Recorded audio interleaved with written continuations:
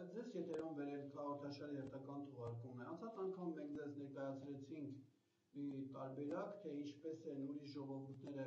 այն կիրառելով դուրս եկել ճաշճից։ Հիմա մենք փորձենք քննել մեր վերջին 100 տարվա պատմությունը եւ տեսնել արդյոք համանման դրական փորձ եղել է մեր պատմության մեջ, արդյոք մենք էլ ենք կարողացել ստեղծված բարդ իրավիճակից գտնել երգել մեր ժողովրդի համար։ Եվ այսպես հիշեցնեմ, որ ներկայացնում է ձեզ մի մեթոդ, որը կոչվում է կոնսերվատիվ հեղափոխություն, ուրեմն դրա էությունը կայանում է հետևյալում, որ որևէ առողջական խնդիր ունեցող հանրության ապաքինելու, այսինքն նրա համար վերելք ապահովելու նպատակով որոնվում է, ուսումնասիրում է տվյալ ժողովրդի անցյալը, գտնում են իր համար այսպես ընդօրինակման արժանի հերոսական մի էջ եւ ապա վեր են հանում այդ պատմության այս շրջանի արժե համակարգը եւ փորձում են ինչ-ինչ մեխանիզմներով ներարկել շահված հանրությանը եւ նրան վերարթնացնել։ Ես ինքս ասել եմ, որ մի քանի ժողովուրդների փորձ ուսումնասիրել եմ եւ ապա այդ ուսումնասիրությունները կատարելուց հետո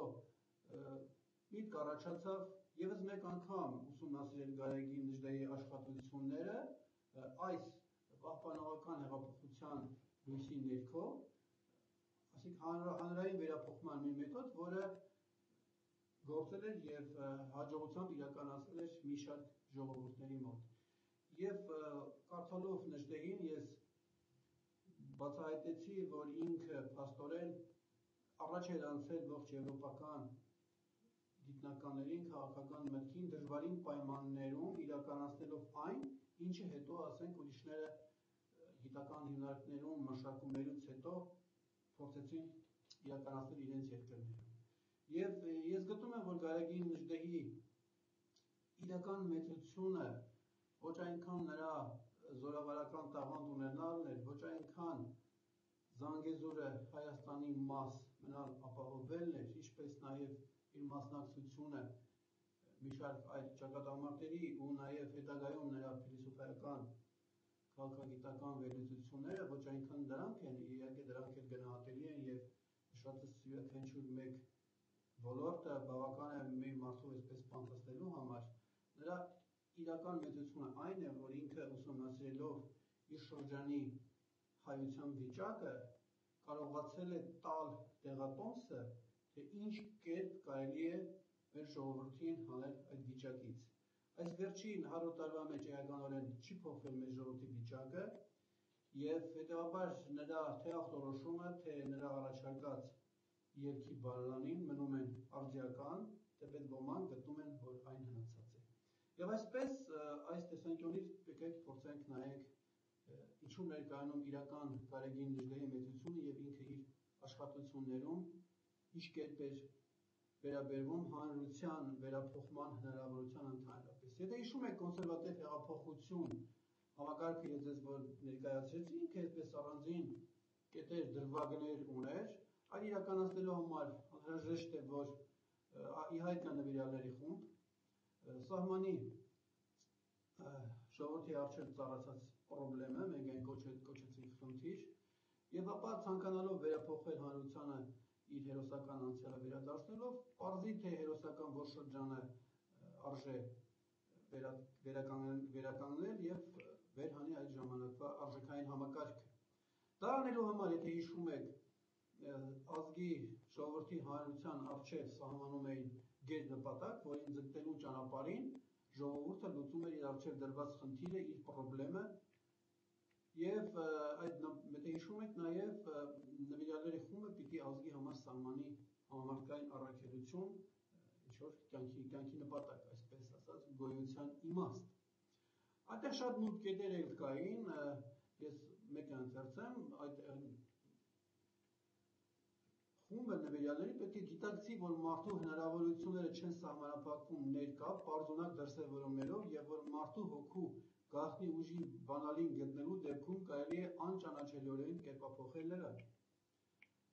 Հաջորդը հաշվի առնելով այդ բարդ իրավիճակը հանրության, մշակի մարդու ենթագիտակցության վրա գրոհելու համար նախատեսված ազդման ոչ ստանդարտ համակարգ որը նպատակ կունենա արթնացնել նրա գենային հիշողությունը, ասում ենք ոչ ստանդարտ, քանի որ հանրային գիտակցության խաթարում տեղի ունի։ Եվ այսպես կոնսերվատիվ կամ պահպանողական հեղափոխություն իրականացրած այդ ժողովուրդների փորձը հաշվի առնելով, մենք տեսանք, որ այդ ազդման ոչ ստանդարտ համակարգ իր մեջ ներառել էր հետևյալ կետերը.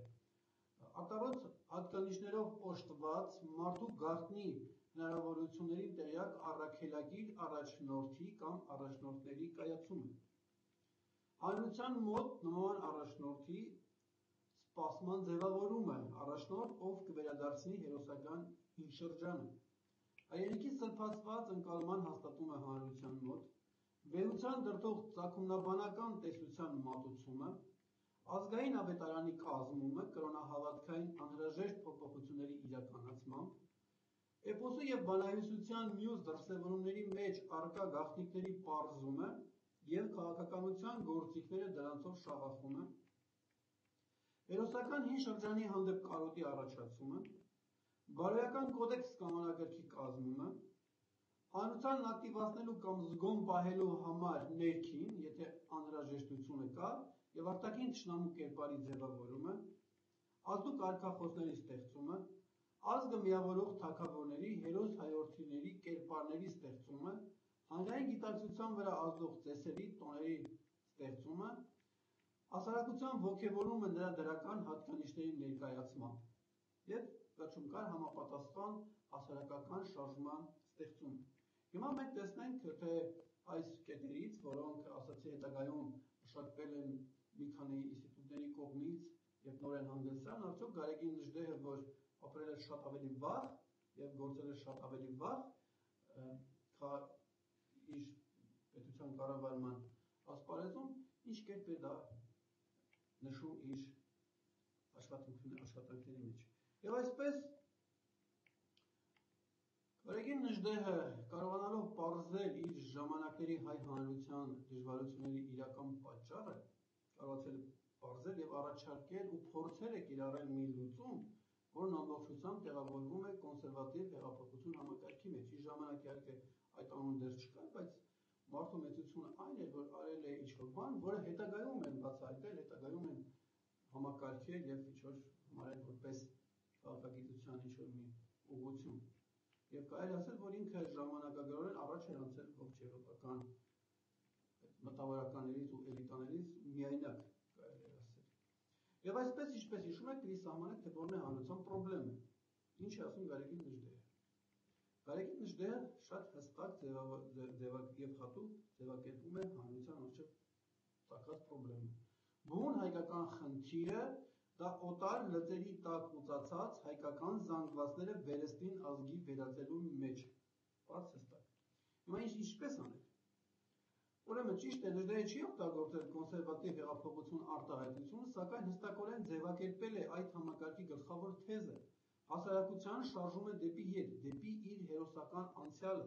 Հիշեցնեմ, սա 10-15 տարի հետո են եվրոպական գիտնականները ասել են մտքի, որ պիտի տանես դեպի հետ անցյալ։ Ինքն է ասել, տեսեք ինչ է ասում։ Ժողովրդի վերանորոգումը, իսկ մենք արդեն հասկացանք, որ մենք ունենք իր ժամանակին եղել ուծացած հայկական զանգվածներ հասկանալի պատճառներով, եւ դրա ելքը ինքը գտնում է, որ վերանորոգում է նորից այդ զանգվածի ժողովուրդ ստանալ։ Ժողովրդի վերանորոգումը հնարավոր է միայն ու միայն իր նորահաս սերունդի կամ էլ իր նախնիքների միջոցով։ Դա նմանվելու մի սկզբունք է։ Վերանորոգում ասել է մեր ներքին մարդու կաղապարումը ըստ մեր նախասիրած պատկերի։ Վերանորոգումի ընդունակ է իր նախահայրերի ոգու զորօրինականության ծանոթ և իր տկարությունից ամաչող ժողովուրդը, այսինքն դու ժողովրդին նախապես պիտի տաս վեհության զգացողություն, որ ինքը ամաչի։ Եվ այսպես, էլի իր բնութագիրը, մեր ժողովուրդը, որ կորցրել է հայ և հայրենատեր մնալու իր հավատը, որ աշխարհում այլևս ելք, կյանքում հացից զատ այլ նպատակ չի տեսնում, այսօր փրկվել կարող է միայն ճշմարիտ վերանորոգումի ճամփով։ Դա Մամիկոնյանների նմանվելու սկզբունքն է։ Ուրեմն հիմա դուք ես որ դա կարդացի, դուք զուգահեռեք մեր իրականության եւ տեսեք արդյոք իր նշած ախտորոշումը ժամանակավրեպ է ուշացած թե ոչ։ Ես սա հատուկ եմ ասում, որտեղ որոշ մեր քաղաքական գործիչներ գտնում են, որ հանգիստ թողեք նժդերին, ինքը ուշացած բաներից է խոսում։ Եթե դուք հիվանդությունը չի փոխվել ձեր մոտ, եթե առողջական խնդիրները չեն փոխվել,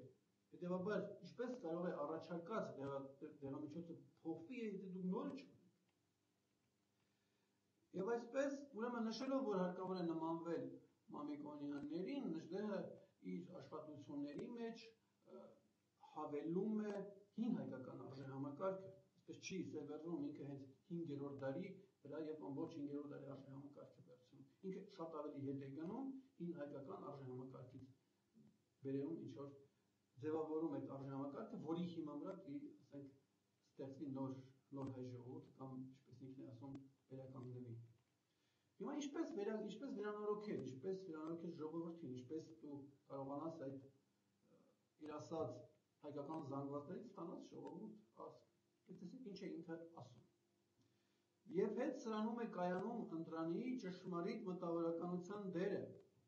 Իրենց հատուկ բնագավառներում այդ բացառիկ եւ պատասխանատու դերը կատարում են պատմաբանը, լեզվագետը, բանասերը, հնագետը,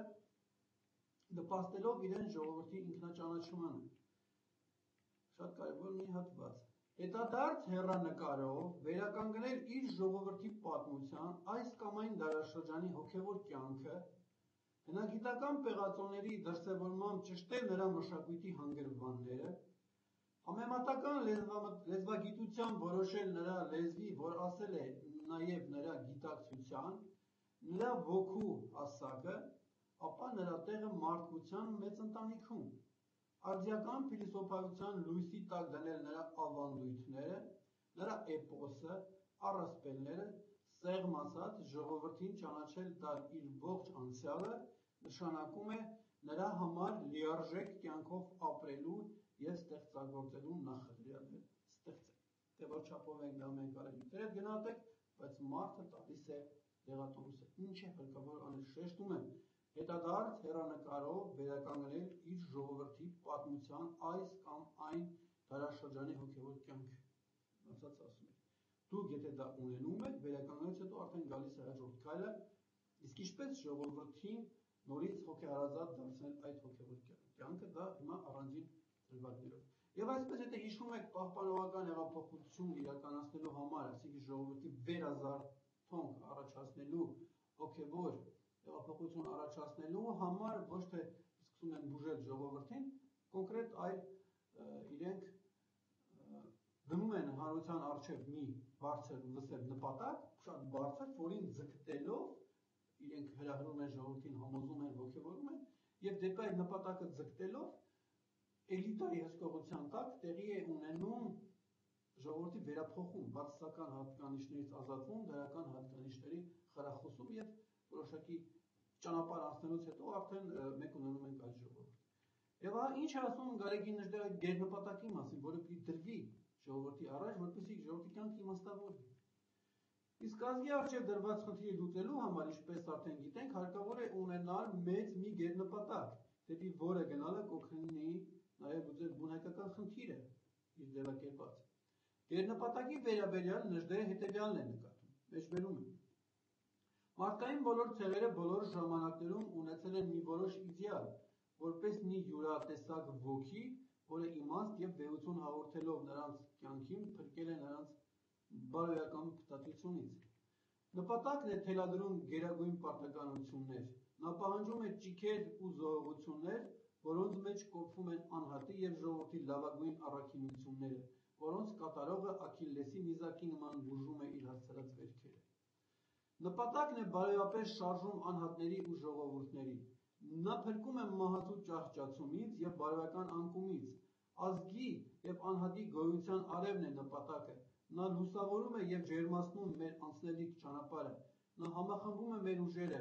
լարում մեր կամքերը եւ անդիմադրելորեն քաշում մեզ դեպի իրեն, դեպի հաղթանակ։ Դժվարին, բայց թագավորական է իդեալի ճանապարհը, նրա ծայրին դեպ իդեալի հեղեղ առաջացող ժողովրդին թագ է սպասում, նրա ճանապարհով անցնողը դառնում է թագավոր ժողովուրդ։ Հիմա եկեք մենք ինքներս մեզ հարց տանք, արդյոք կա որևէ նպատակ դրված հայ ժողովրդի առջև, Հայաստանում ապրող ժողովրդի առջև, ամբողջ աշխարհի հայության արջը։ Կա այդպիսի նպատակ, չկա եւ դրա համար էլ ասենք մենք ունենում ենք այս ճահիճը։ Հիմա այդ նպատակը պիտի սահմանվի որպես ժողովրդի ազգի ապրելու իմաստ, կյանքի իմաստ, մի որոշակի առաքելություն, հանուն որի ասենք ազգը ապրում է։ Ինչ է ասում ինքը։ Ուրեմն գերնպատակի իրագործմանը սա դեռ ես եմ ասում, գերնպատակի իրագործմանը ձգտող հանրությունը պիտի վարակված լինի համազգային առաքելությամբ։ Հիմա մեջբերում եմ Գարեգին Նժդեհի խոսքերը ընդհանրապես հայ ազգի ապրելու իմաստի հետ կապված, կամ այսպես ինչպես ասում ենք առաքելության։ Եվ այսպես իմ ժողովրդի քաղաքական ճակատագրով զբաղվելու պարտականություն ունեմ ես եւ ահա պայքարում եմ մի մեծ ճակատագրի համար, որին արժանի է իմ ցեղը։ Ուշադրություն դարձրու, ինքը չի ասում այս ինչ վատ վիճակում է հայությունը, եկեք նրան փրկենք, ինքը մահանում է, ինքը տրվում է, ինչպես որ հիմա մերոնք են ասում հուսահատ կողմերից, ինքը ասում է մեծ ճակատագիր ունի իմ ցեղը, եւ ես դրա համար եմ պայքարում։ Ինչ մեծ ճակատագիրի մասին խոսքը։ Հիմա բացեք։ Հայը իդեալի ժողովուրդ է, իսկ իդեալը ենթադրում է ոգու խռովք, նպատակասլացություն, լավագույնի կարոտ։ Աշխարհը տրված է ոչ միայն վայելելու, այլև կատարելագործելու, բարեշտկելու այն։ Ահա հայու աշխարհընկալումը, նրա էթիկական բարձր հասկացողությունը, որի հետևանքով այնքան վաղ մարդկայնացավ նա, կանխելով գրեթե իր բոլոր հարևաններին։ Հայը հավասարապես տառապում է ինչպես իր գոյության ծանրածանր պայքարի արդար ցավից, այնպես էլ աշխարհի եւ մարդկային ազգի անկատարելության գիտակցումից։ Նրա համար աշխարհը դեռ այն չէ, ինչպիսին կարող է լինել եւ պետք է որ լինի։ Մհերը հայկական էպոսի էրոսը, իմացիր ինքը հայ ժողովուրդը մերժում է գոյություն ունեցող աշխարհակարգը լավագույն պահանջը զգալով եւ առաջադրելով։ Հիմա եթե մի հատ նորից փորձենք ասել, ապա կստացվի, որ հայը գտնում է, որ աշխարհը տրված է ոչ միայն վայելելու, այլև կատարելագործելու, բարեշտկելու համար։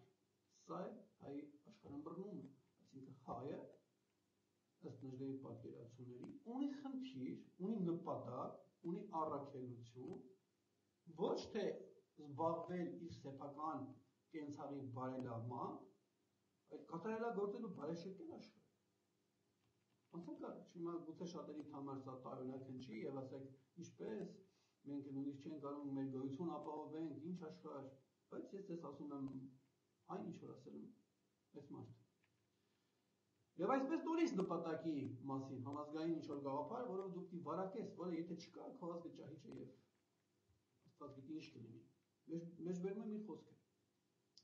Կա բարոյական մթնոլորտը, ուր ինչպես եւ մեր շրջապատող մթնոլորտում տեղի են ունենում մակընթացություններ ու տեղատվություններ մտքերի, գաղափարների, զգացումների, որոնք շնչում է մարդը, յուրացնում ու փոխանցում իր նմաններին։ Վսեմ ու ազնիվ գաղափարներով լցնենք այդ մթնոլորտը, գաղափարներ, որոնք սրբեին, մաքրեին մեր կյանքը, արի եւ առաքինի դարձնեին մեզ, մեծ ու փառահեղ գործերի մղեին մեզ, գաղափարներ, որոնք հակաթույն լինեին բոլոր տեսակի անբարոյացուցիչ եւ քայքայեցուցիչ ազդեցությունների դեմ։ Նման ժողովուրդների ճշմարիտ փրկությունը սկսում է այն վայրկյանից, երբ մի մեծ ու դինամիկական գաղափար, մի արև գաղափար գալիս է իրեն ենթարկելու գոյություն ունեցող բոլոր երկրորդական ու երրորդական գաղափարները։ Կա մեծ գաղափարը, դա ասել է այլևս վերջ խոտոր ճամփաներին, անպտուղ ճիգերին, խարխափումներին, ներքին թշնամանքին, իրարակերության։ Նման գաղափարը միշտ էլ վերանորոգչական իր հետ բերում է խոր հավատ, լավատեսություն, անսպառ կորով, ոգու լիություն, միության ծարավ, որով եւ վերակառուցում է քանդիչ ուժերի կողմից պառակտված ազգը։ Հիմա եթե դուք նայեք մեր իրականությունը, դուք կտեսնեք հենց այդ քանդիչ ուժերի կողմից պառակտված ազգին, որը չունի նպատակ։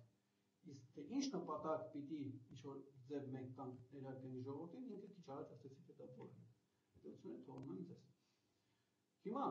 Ներկայացնենք Գարեգին Նժդեի դիտարկումները կոնսերվատիվ հեղափոխության համակարգի մյուս բաղատարերի հանդեպ վերաբերյալ։ Ես սկզբում դրանք շատ արագ ընթերցեցի։ Առաջնորդի մասին երևի թե դուք բոլորը տեղյակ եք, ինքը շատ կարծիքներ ունի, ես շատ սեր եմ ասում։ Ճշմարիտ առաջնորդի ոտքերի տակ մեռնում է իրենց ժողովուրդների հին ճակատագիրը։ Նա հիշում եք, այստեղ կար, այդ առաջնորդը պիտի լինի ոչ ստանդարտ, նա պիտի կարողանա մարդկանց էլեկտրականացնել, ինքը պիտի ունենա յուրահատուկ հատկանիշներ, մարդկային ծովեր, փոթորիկներ առաջացնելու մարդկանց հոգիներով։ Հիմա տեսեք ինչ է ասում։ Նա գիտի, որ չկա մարդ, որ ընդունակ չլիներ հոգեկան խոր հուզումների, խանդավառության, ինքնամոռացության, հոգեկան վիճակներ, երբ մարդու մեջ մեռնելու աստիճան թուլանում է կենդանական բնազդ ու վախը, եւ որովհետեւ համոզվելու, ցնցելու, ներշնչելու արվեստն ունի, ահա օրեր անց նրա բանակը ծփում է վտանգ արհամարով մահն անգիտակցող ռազմաշունչ տրամադրության։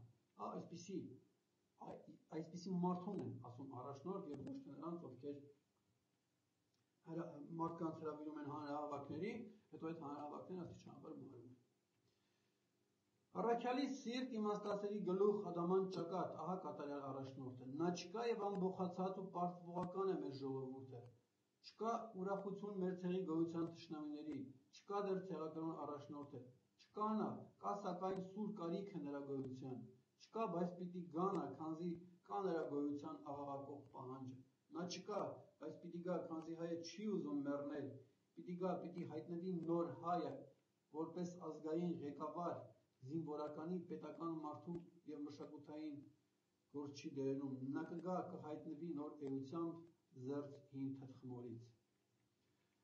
Հաջորդ, այստեղ մի քիչ առաջնորդի մասին շատ է գրված, ես հիշեցնեմ, որ ես մեջբերում եմ իմ կոնսերվատիվ հեղափոխություն գրքից, ում հետաքրքրում է կարող է ամբողջականը կարդալ, որոնելով համացանցում հենց գրքի վերնագիրը եւ ասենք Ավստրում Տիպանյան։ Հիմա, եթե հիշում եք, ասացինք, որ նաեւ հանրության մեջ փոթորիկ առաջացնելու դեպի նպատակը գնալու համար պիտի որոշակի ազդման համակարգ լինի, որը տարբեր կողմերից ազդելով մարդկային խմբերի ժողովրդի վրա իրեն ինչ-որ գրգռում է եւ առաջ է տանում դեպի վերափոխում։ Հիմա տեսեք,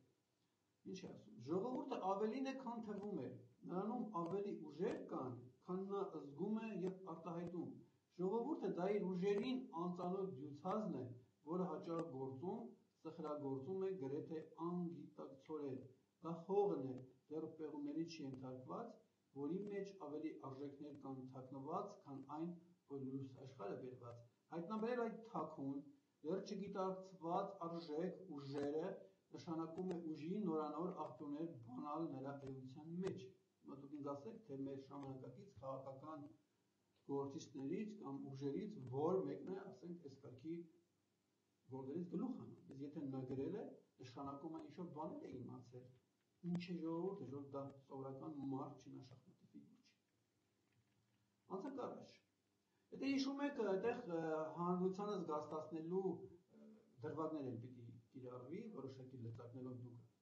ազանք հնչեցնեք, որպես իրենց թափեն, այլապես ծուլություն կտանի իրենց։ Իրենք դիզգան, եթե որոշակի ժամանակում որոշակի քայլեր չանեն, ապա կվտանգվի եւ իրենց երկրի ապագան եւ իրենց կյանքը։ Եվ անշուշտ դա անում են։ Ժողովրդին ստապեցնելու նրան կործանարար նիրհից տրվելուց հեռու պահելու համար հարկավոր է զանգ հնչեցնել, հասկացնելու նպատակով, թե որպեսզի աղետի կարող է հանգեցնել ազգային անգործությունը, որով մենք հիմա վարակված ենք։ Մեջբերում եմ։ Մեր ժողովրդին վիճակված է մի օր կենաց ու մահու կռիվ մղելու ամիսլամ երկրների մեր վրայով իրար միանալու ձգտման դեմ։ Դիմեք քարտեզին, նա կպարզի ձեզ եւ այդ դժբախտ պարագան։ Վտանգի դեպքում թշնամին ժամերի ընթացքում կբաժանի Ալեքսանդրապոլը Երևանից, իսկ վերջինս Սյունիքից։ Քարտեզը ցույց կտա եւ հետեւյալը՝ Արաքսի ափով Ադրբեջանին միանալու համար մահմեդականությանը հարկավոր է 2-3 ժամ։ Նույնը մի այլ գծով Սիսիանի վրայով կարող է միանալ Ադրբեջանին գրեթե նույնքան ժամանակի ընթացքում։ Նույնը ժամերի ընթացքում կարող է անել եւ Կապանի վրայով։ Սեղմ ասած, արևելքի եւ արևմուտքի մահմեդականությունը ժամերի ընթացքում առնվազն 7 տեղով կարող է զատել իրարից հայկական գավառակները եւ միանալ իհարկե հայ ժողովրդի վրայով։ Եթե Հայաստանի աշխարհագրական դժբախտ դիրքի եւ նրա փոքրիկ ծավալի հետ հաշվի առնենք նաև մեր ժողովրդի քանակը, նրա հատվածականությունը, նրա քաղաքական իդեալը, նրա եւ իր իսլամ հարևանների փոխհարաբերության առանձնահատկությունները մեզ համար իր բովանդակ սպառնալիությամբ կպարզվի մեր ժողովրդի վտանգված ապագա։ Նժդեհի հնչեցրած վտանգը մեր սերնդի ինքնազոհության գներով փոքրիչ մեղմվելը, բայց ընդունենք, որ այն չի վերացել, եւ հետեւաբար մենք պարտավոր ենք հզոր կամք ունեցող, միասնականություն ունեցող ժողովուրդ ստեղծել, որը ունակ կլինի դիմագրավել այս վտանգին։ Այս մասին քիչ հետո կներկայացնենք, թե ինչ առաջարկում Նժդեհը։ Եվ այսպես մյուս գործողությունները կամ գործիքները, որոնք կային, ներքին եւ արտաքին թշնամիներ, հասարակական անհրաժեշտ ակտիվություն ապահովելու համար հարկավոր է ճանաչել ներքին խանգարիչ գործոնները, իմանալ ներքին թշնամուն, եթե այն կա։ Կա արդյոք մեզանում եղել է։ Մեջբերում, քանի դեռ հայ մարդու փառասիրության չի միանում վտանգն ու մահը անգիտացող արիությունը, քանի դեռ կա անարի հայը, կլինի ներքին թշնամին, իսկ քանի դեռ կա այդ հրեշը, քաղաքական ավելի բարվոք վիճակը երազ պիտի մնա մեզ համար։ Անարիություն, ահա վատ հայի գոյության պատճառը, վատ հայը, ահա հայ ժողովրդի դարերի եւ այսօրվա դժբախտության գլխավոր պատճառը։ Պրոբլեմ ունենք։ Արտաքին թշնամի գործոնը, եւ եթե կարիք չկա անդրադառնալու այն հարցին, թե Նժդեհը որ չափով էր կիրառում ժողովրդին զգացածնելու այս գործոնը իր ժամանակին։ Հիմա, որպեսզի մենք կարողանանք հանրությանը ոգևորենք եւ ստիպենք, որ ինքը ոտքի ելնի գնա դեպի նպատակը, որի ճանապարհին էլ պիտի ինքը իր խնդիրներից ազատվի, պետք է իր ոգին, ազգային ոգին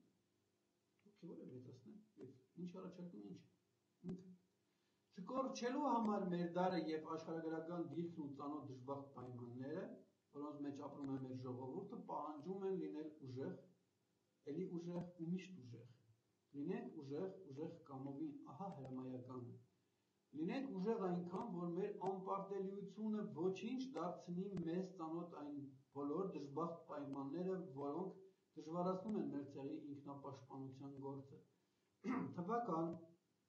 էթնիկ, ընդհանրապես նյութական տեսակետից մեր ժողովուրդը հասկանալի պատճառներով երբեք չի կարող ուժեղ լինել իր հարևաններից։ Սակայն ուժը միայն նյութական ազդակները չեն, այլ եւ մի ժողովրդի առաքինությունները։ Կա հոգեբանական գերադասությունը, կա բարոյական ուժը աշխարհի տեսին, այդ միշտ է թարմ ու հրաշագործ, որին տիրապետող ազգը քիչ անգամ է գլուխ ծռել իրենից նյութապես տասնապատիկ ուժեղ թշնամու առաջ։ Բարոյական ուժն է գոտ է պնդում փոքր ժողովուրդներին ու բանակներին անհավասար կռվում, նա է դեպի հաջողություն ու հաղթանակ առաջնորդում թվապես թույլերին, մեծ հակառակորդների դեմ։ Նա եղել է եւ այսօր է միակ ապավենը մեզ նման փոքր ժողովուրդների, ուրեմն ճանաչենք նա որպես մի ընդհանուր աստվածություն։ Լինենք ուժեղ, արևի տակ մեր տեղն ու գոյության իրավունքը պահելու համար։ Գլխավոր դերը ժողովուրդների պատմության մեջ խաղում են ոչ արտաքին պայմանները, ոչ քաղաքական կողմնորոշումը, ոչ էլ դիպվածները, այլ իրենց հոգեբանական նկարագիր։ Այս հիմա խնդիր, որի շուրջ մենք աշխատելու խնդիր ունենք եւ ինքը այս ուղղությամբ մեծ աշխատանքներ է տարել։ Եթե հիշում եք, կար կրոնական բարեփոխումների կետ։ Ինքնապաշտպանություն, ահա մեր նոր կրոնը։ Ինքնապաշտպանություն միակ միջոցը, որ թե ժողովուրդների եւ թե սրանց աստվածների գոյությունն է ապահովում։ Հաջորդը, եկեղեցին վերագնահատումի պիտի ենթարկի քրիստոնեական սիրո իր սխալ ըմբռնումը, որպեսզի դադարի թուլությունը առաքինություն համարել եւ սպանել մեր ժողովրդի կամքը։ Տոներ եւ ծեսեր, սրանք էլ էական նշանակություն ունեն։ Մեջբերում։ Հավաքեք մարդկանց եւ դուք նրանց կդարձնեք ավելի բարի։ Հավաքված մարդիկ պիտի աշխատեն հաճոյանալ իրար, իսկ հաճոյանալ կարող են միայն գործերով, որոնք նրանց դարձնում են հարգանքի արժանի։ Տվեք նրանց միության մի ուժ մղում, բարոյական, քաղաքական եւ սերը դեպի ազնիվ գործերը։ Բավականության այդ կթափանցեն նրանց սրտերի մեջ։ Ամենափառավորը տեսարաններից ժողովն է մի մեծ ժողովրդի։ Կարգախոսներ կետը։ Եթե հիշում եք, այդպես ազդու հատուկ կարգախոսներով փորձում են ազդել հանրության վրա, դուք սովետական շրջանից տարիքով կհիշեն, որ այսպես կային նույնիսկ շենքերի պատերին փորձում։ իր կարգախոսներից, որոնցով հասենք ինքը նպատակ ուներ ազդել իր ժամանակի հայ ժողովրդի վրա։ Լինենք կնքահայրը նոր հասարակության դրված ազգային հիմունքների վրա։ Ձևակրոն եմ, ասել է ուր էլ լինեմ, ընկերային ինչ դիրք էլ որ ունենամ, ես խանդավառորեն կմնամ հպատակ ու մարտիկը իմ ազգի։ Ես տեղակրոն եմ և ահա կերծվեմ Վահագնի աչի վրա, երբեք չմեղանչել ուխտիս դեմ, ապրել, գործել և մեռնել որպես ցեղամարդ։ Քեզնից զատ խրատում է պատմությունը, ոչ ոք չի կարող բարեփոխել քո դրությունը։ Այս շատ կարևոր է, աչենք նայում, ծախենք նայում։ Հոգեպես ծույլերն են ստեղծել դժվարին ու անկարելի խոսքերը, քույր ու եղբայր են չկամենալն ու չկարողանալը, հազարամղոն ճամփորդությունը սկսվում է մի հատիկ քայլով, չկա անկարելին, երբ կա զորեղ ու վճռական կամքը, չկա անկարելին, մենք սա պիտի դարձնենք մեր գլխավոր կարգախոսներից մեկը, և ոչ թե ողբեր երկինք։ Մի ժողովրդի հայրենի հողը չի կարող ուրիշի մնայուն հայրենիքը դառնալ, մնայուն արդարության օրենքի ուժով բռնագրաված երկրամասերը միշտ էլ վաղ թե ուշ անցնում են իրենց պատմական տերերի ձեռքը պայմանով, որ այդ վերջինի մեր ժամանակը տկարացրած չլինի սերը, կարոտ ու պաշտամունքը դեպի հայրենի երկիր։ Ցեղի հոգին միակ ուժն է, որի առաջ անզոր են բոլոր ուժերը։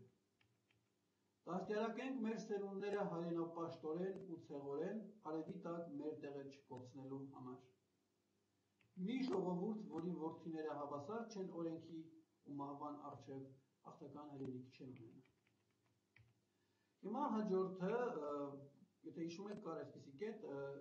ժողովրդի ոգևորում իր դրական հատկանիշների միջոցով, որպեսզի մարդը, ասենք, մարդիկը զգան, որ իրենք կարող է, իրենցից ինչ-որ արժեք են ներկայացնում, ուժ են ներկայացնում։ Ինքը, ես ներկայացրեցի մի քանի հատվածներ, ուրիշ տեղերում էլ կա, որ դաժան քննադատության է ենթարկում իր ժամանակի հայությանը, բայց նաև հասկանալով, որ վերափոխելու համար անհրաժեշտ է, որ ոգևորես մարդկանց, ինքը ունի մի գործ, որը կոչվում է հայը, ես հիմա առանձին հատվածներ կամ թերցեմ ու կտեսնեք, թե ինչպես ինքը քննադատելով հետ նաև ոգևորում է, խանդավառում է հայ ժողովրդին, որպեսզի նրա մեջ առաջանա ձգտումներ ու հույսեր դեպի վերափոխում, ինչը մենք չենք կարող։ Եվ այսպես։ Որն է հայկական նկարագրի հիմնական գիծը։ Լրջությունը, հայի մտավոր և բարոյական լրջությունը, որն ամեն բանից առաջ ծանրախոհություն է ենթադրում, խոսքից ճշմարտությունը վճռապես հաստատում է, բերում է մի քանի օրինակներ։ Հայ ժողովրդի գործերի հազարամյա վկան, իր պատմությունը և իր էպոսը, որի հերոսների բարքն ու գործերը խոր հարգանք են պարտադրում։ Երկրորդ, իր հեթանոս աստվածները, որոնց նա օժտել է իր բարձր հոգեգծերով։ Վերջապես իր նմանատիպ ճարտարապետությունը, որի կոթողները շեն թե կիսավեր կնմանվեն հսկաների, որոնք հայոց երկնքի տակ նստած ձեռնի ծնոտ կարծես աշխարհի բաներն են խոքում։ Այո, լուրջ է հայը մտաբարոյապես։ Շարունակենք էլի ոգևորումը։ Ժողովուրդներ կան, որոնք կյանքն ու աշխարհը ընդունում են այնպես, ինչպես որ նրանք տրված են բնորեն, ինչպես որ նրանք կան առարկայորեն։ Իր էության բերումով հայրն իր գոյությանը աղոթում է որոշ սրբազանություն և նպատակ, ձգտելով իմաստավորել և կատարելագործել այն։ Խոսեցրեք իր էպոսը, իր ֆոլկլորը և պիտի համոզվեք, որ հայու համար հացը կեցության բարիքների շարքում առաջինը չէ։ Ձեռք բարձրացրեց Դավիթը մանուկ ուզեց ոսկին վերցնել։ Հրեշտակը հեռացնելով ձեռքը դրեց կրակի վրա, մատը կրակին սեղմեց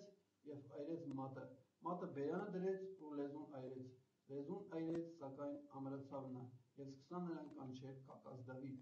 Այսպես, պատժելով իր ապագա հերոսի միամիտ արարքը, հայը հաստատել է իր անընչասիրությունը, իր հոգեկան պարազատությունը։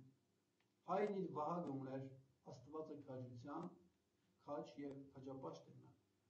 Հոգեկան այդ պաթոսին քաջության կպարտի հայը իր բազմավտանգ գոյություն, քաջն ընդհանրապես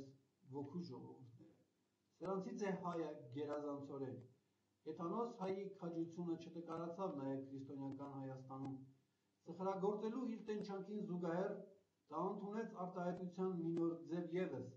նահատակությունը կամավոր, որն իր խոսքի մեջ ոչ այլ ինչ է, բայց եթե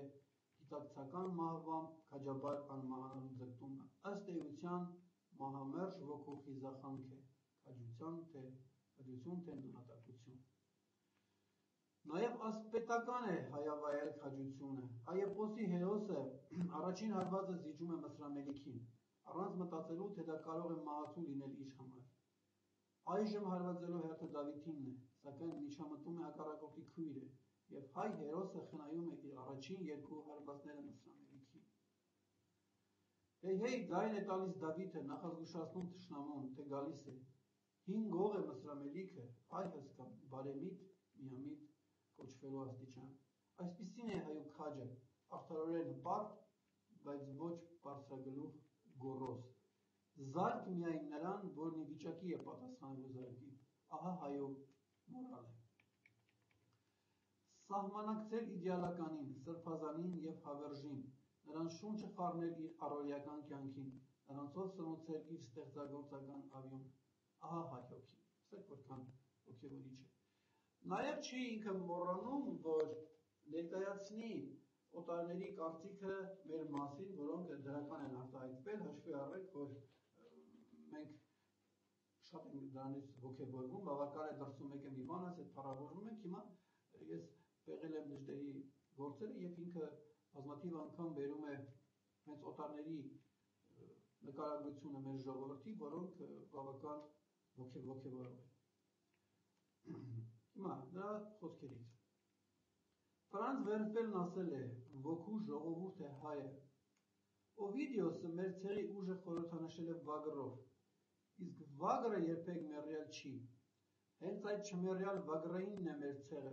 որի անունը ըստ անգլիական պատմագիր Ֆինլեյնի Բյուզանդիայի մեջ հոմանիշ էր ազնվականության։ Ըստ Լորդ Իվերսլի,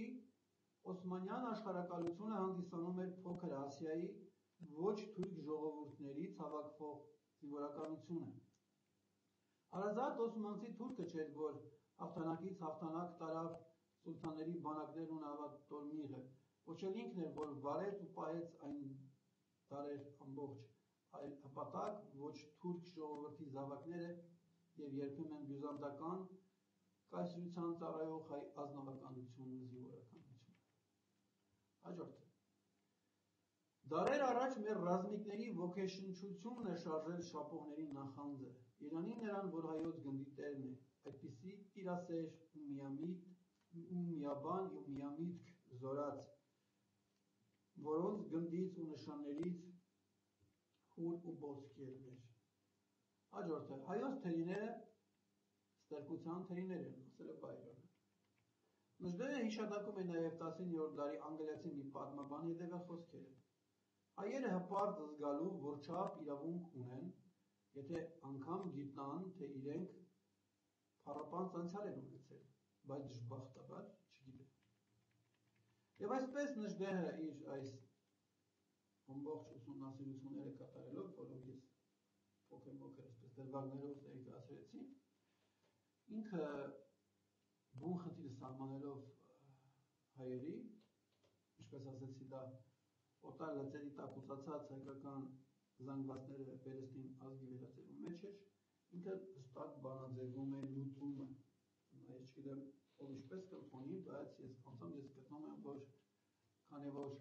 պրոբլեմը խնդիրը չի վերացել, հետևաբար լուծումն մնում է ուժի մեջ, ինչքանով դա կհարիր լինի մեր ներկայիս քաղաքական հայացքին, դա մեր սեփական պրոբլեմն է։ Ուրեմն, Նժդեհը սեփական վերլուծություններից ելնելով իր ժամանակների հայության համար առաջարկել է երգի մի տարբերակ։ Մեջբերում, բուն հայկական խնդիրը լուծել հնարավոր է միայն քաղաքական միակրոնությամբ, մի բան, որը կընձեռնի մեզ ցեղը, ցեղակրոնությունը։ Ցեղակրոնություն, ահա համադարմանը, առանց որի հայությունը կմնա մարդկության քաղաքականապես ամենատնանկ մասը։ Միայն խորապես ներցեղային հեղափոխությունը կարող էր գլուխ հանել դարերով Օտար լծերի տակ տոհմիկ առաքինության մեջ տկարացած մեր ժողովրդի ազգային ինքնագիտակցության վերազարթնումը։ Միայն դա կարող էր համախմբել ու ակտիվացնել հայության ուժերը, անհրաժեշտ նախապայման ազգային ամեն պայքարի հաջողության։ Միայն ցեղակրոնության միջոցով կարելի պիտի լինի պառակտված ժողովուրդը վերածել ազգի, փրկելով վերջինը իր բացասական տարերի չարաշահությունից։ Վերածնուն հեղափոխություն, այսպիսին պիտի լիներ մեր հեղափոխական շարժում, որը մենք այդպես էլ չենք արել դեռ, այս վերջին ես եմ ասում։ Դե որքանով է Նժդեհի առաջացած տարբերակ այժմեական քննարկելու հարց է, բայց փաստ է, որ Նժդեհն իր իսկ առաջարկած երգի տարբերակը փորձարկելով լուրջ հաջողություններ արձանագրել եւ Սյունիքում եւ արտասահմանում։ Հիմա անդրադառնանք մի կարևոր կետի, որ Նժդեհը իրագործել էր եւ համանմանը հետագայում ուրիշ ժողովուրդներ ունեցել են մի քիչ իհարկե ավելի հաղթված ու մշակված, քանի որ ասացի ինքը միայնակ էր, չուներ ինստիտուտներ, գիտահետազոտական հիմնարկներ։ Եվ այսպես, Դավիթ Բեկյան ուխտ լսել է երևի թե։ Նժդեհը ստեղծելով գաղափարախոսական կուռմի համակարգ, հասցրել է մասնակիորեն կյանքի կոչել այն։ Նա Լեռնահայաստանում ստեղծել էր Դավիթ Բեկյան ուխտ անվանումով կառույց, որն առաջնորդվում էր նրա կողմից մշակված գաղափարախոսությամբ։ Մեջբերում եմ։ Ցեղասպանության գաղափարը 1919-ին ոտքի էր հանել մեր Դավիթ Բեկյան ուխտերը Սյունած աշխարհում։ Այն ուխտերը, որոնց զարկերի տակ փրկվեց բազմահազար հայ մտավորականությունը բոլշևիկյան տապարից, ինչպես եւ Ադրբեջանին թողնված հայոց լեռնաշխարհը ճանաչվեց որպես Հայաստանի անբաժան մաս։ Ցեղասպանություն ասելով Լեռնահայաստանում ժամանակին հասկանում էին ցեղային առյուծություն։ Ամերիկայի մեր ուխտերի խորհրդանշանն էլ առյուծն է, որ վեդայական կրոնի մեջ խորհրդանշում էր երեկման կռիվ թշնամու դեմ, պաշտամունքի հասնող սեր եւ գերագույն հրաժարում անձնական եսից։ Իսկ Բագրատունյա զինվորի համար Անիի շրջանի առյուծը խորհրդանշում էր հայ մարդու հավատը դեպի իր ցեղի ուժը։ Դավիթ Բեկյան ուխտի ներկայացվող նրա գաղափարախոսությունը, ասես նախատիպն է հետագայում գործած այլ ժողովուրդների համանման կառույցների։ Նժդեհը ևս մարդկանց վարժեցնում էր մահից չվախենալուն։ Մեջբերում։ Այն օրից, երբ հայը վախենալ սկսեց մահից, այն օրից օտարը թագավորեց Հայաստանում։ Գտնում էր նա։ Այս մեկ հատիկ նախադասությամբ արտահայտվում է խոր իմաստ, իսկ որ դեպքում է մարդը դադարում վախենալ մահից, երբ ունի գիտակցական շատ բարձր մակարդակ, համապատասխան պատկերացումներ կյանքի իմաստի, եզրքի, Աստծո վերաբերյալ եւ դրանցից բխող ամոթունքներ։ Կարողանալ հաղթահարել վախը մահվան հանդեպ, այսպիսի որակ ունեցող հանրությունն արդեն սովորական ժողովուրդ չէ, գերազգ։ Հիշեք Նժդեհի խոսքը. մեզ մահ չկա, մահ թշնամուն կարգախոս։ Եվ այսպես արդյունք։ Եթե հիշում եք, այդ ժամանակ 18-20 թվականներին մենք ունեինք երկու իսլամի պետություններ, Արարատյան Հանրապետությունը, որի քաղաքի Երևանն էր, եւ Լեռնահայաստանը Սյունիքում, որի ղեկավարը Գարեգին Նժդեհն էր։ Եվ այս երկու հանրապետությունները համադրելով մենք տեսնում ենք երկու տարբեր պատկերներ։ Արարատյան Հանրապետությունը, եթե անգամ արտաքին վտանգ չլիներ, ես ձեզ ներկայացրել եմ, հետո ելիք ներկայացնեմ, ինքնակայքայվելու էր, այն ինչ որ հիմա է կատարվում։ Իսկ էականորեն, դրականորեն տարբերվում էր Լեռնահայաստանում տիրող իրավիճակը։ Որպես Նժդեհի մշակած գաղափարախոսության կիրառման դրական արդյունք ներկայացնենք հետևյալ փաստը։ Ուրեմն ասացի կար երկու հանրապետություն, առաջին հանրապետության ներսում առաջին Արարատյան Հանրապետություն եւ Նժդեհի ղեկավարած Լեռնահայաստան։ Առաջին հանրապետության ներսում տիրած իրավիճակը ձեզ ասացի ներկայացրել եմ։ Իսկ Լեռնահայաստանում, որ իշխանական կառույցը եւ հանրության մի մասը առաջնորդվում էր ազգայնական գաղափարախոսությամբ, երկրի գործերը անհամեմատ լավ էին ընթանում եւ փոքրականակ բնակչությունը մեկը մյուսի հետևից ռազմական լուրջ հաղթանակներ էր գրանցում։ Առաջին հանրապետության անկումից հետո երևանյան իշխանավորները տեղափոխվեցին հարավ։ Այնտեղ ձևավորեցին նոր իշխանություն, ասենք եղած իշխանությունից, նաեւ Երևանից գնացած պաշտոնյաներ միացան եւ մի համատեղ կառավարություն կազմեցին։ Բայց քանի որ եկվորները կարող ունեին այն ժամանակվա սովորական խեղաթյուրված, այսպես ասած ոչ նժդեհական աշխարհընկալումի, հանրային կյանքը արագ կերպով ապականվեց ստորին կրքերով ու մղումներով, իշխանական համակարգը արատավորվեց և տարիներ շարունակ հզոր ախոյաներին դիմակայած Լեռնային Հայաստանը մի քանի ամսում կարելի է ասել ինքնասպան եղավ։ Ես մի օրինակ ընդհանրապես ձեզ հիշեցնեմ, այս նոր կառավարությունը, որ ձևավորվում է, մեկ էլ կառավարության անդամները տեսնում են ինչ-որ մարգագետիններում, ոմեշներ, կովեր են արածում և ասում են ում անասուններն են, սրանք պատասխանում են տեղացիներին, որ սա պետական է, պետությանն է ամբողջ, այդ ամբողջ կաթնամթերքը և այլն, ինչ-որ ստացվում է, դա պետական է, այս Երևանից գրանցածները զարմանում են ինչպես թե պետական է և ինչպես կարելի է, մեջ են անում այսպես ասած, այսքան ինձ և այս ձևով ողջ տնտեսությունը քանդում են, ինչպես որ առաջին հանրապետության ժամանակ էր եղել։ Եվ այսպես այսօրվա մեր եթերաժամը ավարտեց, ես ձեզ ներկայացրեցի Գարեգին Նժդեհի մոտեցումները, թե ինչպես կարելի է հանրությանը վերափոխել։ Մենք հետագայում կքննենք մեր հետագա պատմության մի քանի դրվագներ, պարզելու համար, թե որ չափով այս համակարգը գործել էր և ինչ արդյունքներ էր տվել։ Այս պահին այսքանը, ստեսություն ձեզ մինչ նոր հանդիպում։